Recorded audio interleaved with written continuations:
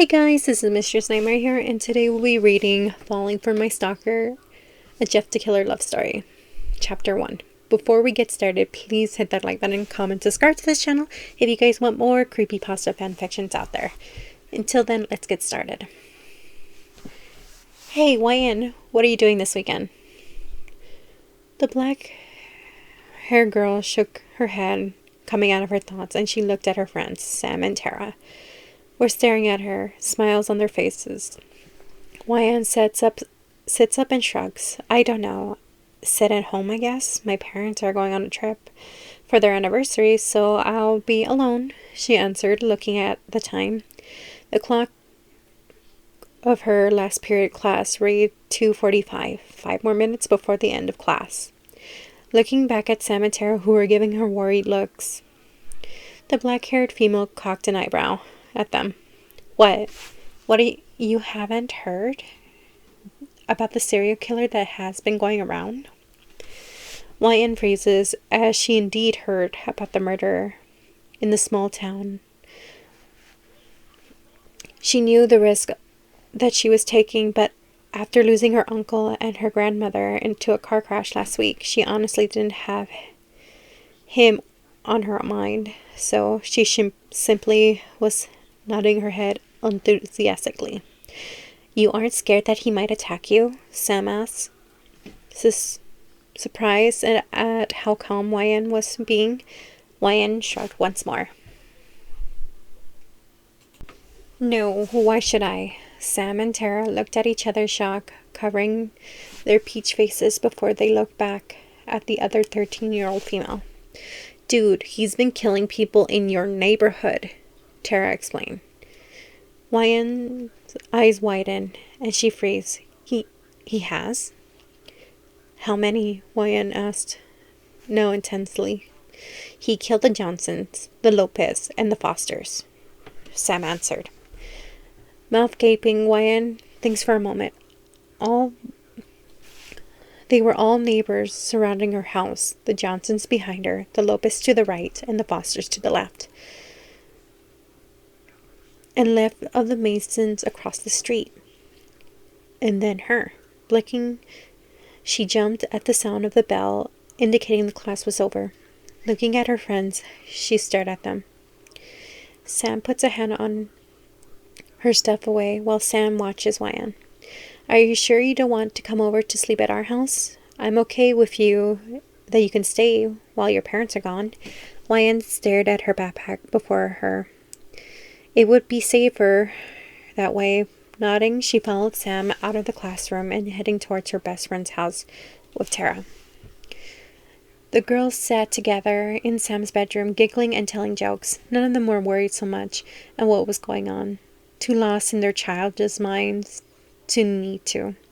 Yawning, they all stayed up more and they slept into sleep.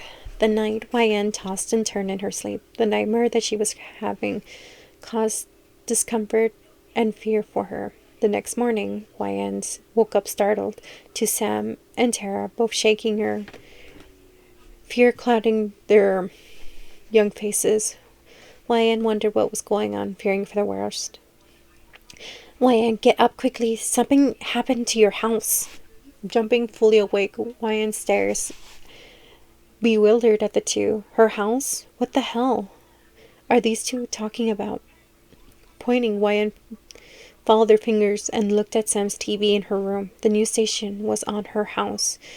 The scream, but her face was pale to seeing the damage was done.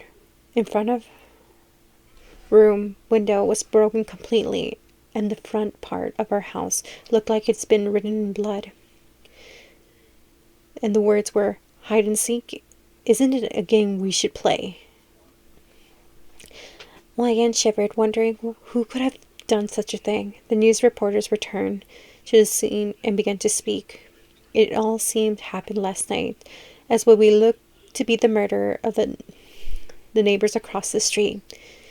Andrew, Sophie, and Mill Mason were found with smiles carved onto their faces, their eyelids burned off, and their insides ripped and hung on the wall. A gruesome sight, which made wonder who's this serial killer and who is even causing such gruesome scenes. Possibly targeting the broken-in house last night, the man explained. Luckily, no one was home, but the damage inside wasn't pretty, as more writing has been found along the walls of what appears to be a child's bedroom. More info on the case today at 9. The television was clicked off. Both Sam and Tara, both terrified for their friend, worry plastered on their faces. Wyan just stared with no expression, completely blank. A poke on her arm caused her to look at Sam, who held concern on her face. You want to head over and see how it looks? The redhead asked. Wyan thinks before nodding. The three of them stand and getting their jackets and ready to leave, heading their way to Wyan's home. Reaching the estate, the three girls headed inside. The police have gone across the street studying the murders. Getting through the front door, there were three gaping at the mess. Coffee table was knocked over, television laying with a broken screen on the ground, pictures torn everywhere, some were even ripped. Heading upstairs, Wyan led to her bedroom, hesitant to see what it was inside. Finally getting the courage, she breathed out and then held her breath once more and gently turned the knob, heading inside. All three gasped inside. Her bed was ripped all over, the blanket torn, her dresser was knocked over, all her clothes and dressers were torn all over the floor. Her closet was open. Some of the belongings from inside were dug out as well. Resting on the wall above her head and the wall across from it were the words above the bed reading, "Still hiding?" And the other wall read, "I will find you." The three teenage girls stared shocked, shaking and wondering who would do this. This is a bit scary. Yeah, scary. Wyan stayed silent, unable to speak as her throat stayed dried. What was going to happen when her parents got home? That made her worry even more. Wyan? The black-haired female jumped and turned her attention to Sam. What? Let's get back to my house, okay? Wyan stayed still for a moment before nodding, following her two best friends out and back to Sam's house. What do you think is going to happen, Sam? Wyan is being stalked. I think it's more of than being stalked, Tara. Fine, haunted by a murderer. Guys, can you please shut up before you freak me out even more? Both Sam and Tara go quiet and looked at Wyan, going back quietly to their friend's request. Wyan had her eyes shut and looking to be thinking. Wyan, sorry. So what are you going to do now? Sam asked, worried expression crawling onto her face. Tara followed her brows and looked at Sam. She can't stay here. I mean, she already has everything she needs, and most of her stuff got ripped. Sam glared at Tara, the brunette not helping the situation before saying, I'll ask my mom. I mean, what's going to happen when my parents come back? I don't know. I'll just wait until they do and see what happens, Wyan answered. The redhead finally opened her eyes, her blue orbs, looking back at them. Sam nodded and then steadied on her head towards the door. I'll go ask my mom and explain. Leaving Tara and Wyan in her room, Tara looked out the window. The hours had flown by since they visited the house and now leaving them to dawn. A thoughtful look rested on her face as Wyan cocked an eyebrow at her. What's up, Tara? The black-haired girl asked the other. Tara blinked and looked at Wyan cluelessly.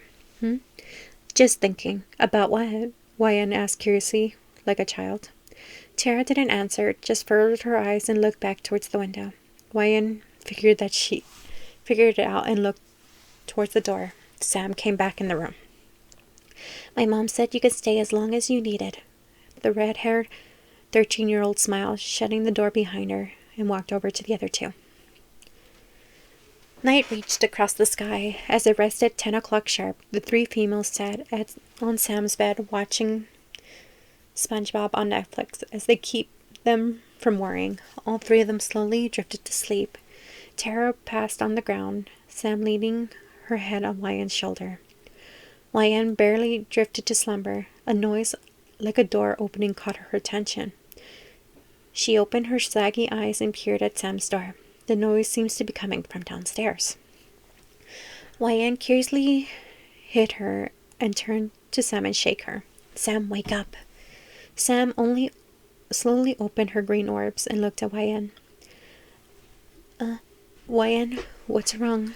She yawned. Someone's opening the door downstairs. Wyan whispered sharply. Sam looked towards her and listened.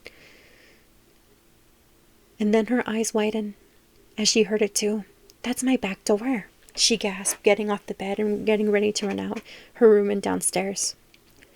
Wyan stopped her and pointed to Tara. Hold up. Let's get Tara first. After waking up Tara, they all learned she was a very deep sleeper. The trio head downstairs, their hearts beating erratically. As they reach the last step, they freeze, all stop breathing as a shadow figure exits the kitchen, slowly looking to be holding a knife. The three stand there like statues, their fear beating into their chests. The figure turns them and freezes as well. Finally getting the feeling back, Tara is the first to react and pushes the other two to get their attention before bolting upstairs. Wyan and Sam follow suit as they reach the top stairs. Wyan feels a hand roughly grab her ankle as she fell, grunting as she hit the carpeted floor. Sam and Tara both scream her name, and Wyan flipped over onto her back. The girl stared fearfully at the shadow, who was now set on her, holding her down as he lifted the knife above her head and angled her jaw with his free hand. Wyan feels tears welling up into her eyes as she heard a chuckle coming from her attacker. I found you,